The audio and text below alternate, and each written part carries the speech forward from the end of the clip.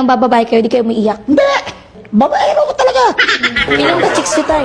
Hindi ko ubra sabi sa inyo, dahil sa inyo, sikreto ko, wala nakakaalam noon. Pero alam ni Mrs. katabi mo. Siya! Supportive ka, ma? Kung okay na sa'yo ng bababae siya. Okay lang ho, basta hindi mapapabayaan yung pati mga anak ko. Nakikita nyo rin po yung mga babae po niya. Opo, magkakasama po kami. Nagkikita ito. Ang lalaki dapat yan. Mga anak niya sa dalawang pamilya kami. So lahat ng mga chicks mo, tatay, magkakaibigan pala.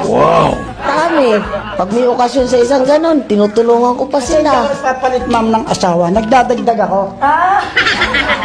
Nagdadagdag ako. Kasi pag wala yung kailangan ko sa asawa ko, humahanap ako sa iba. Sir, matanong ko lang, ano ba yung hinahanap mo pa sa babae? Pag sinabi ko, baka ibigay mo sa akin, baka maging asawa pa rin kita. Sir, okay na po si nanay sa inyo. Sir, baka sa mga netizen ho natin makikinig kung sakali. Baka manawagan mo. Ang lahat ng lalaki, hindi masamang mambabae. Huwag lang manlalalaki.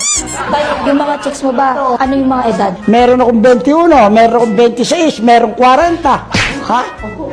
Ay, advice ko sa kanya, malinaw. Huwag yung hindi ko siya pinipigil sa pambabae. Kasi tulad ng binanggit ko, saan mo gagamitin si Pedro kung wala si Juana? Gamitin mo kay Petra. Ha? Wala kay Petra kahit kay Maria Palad.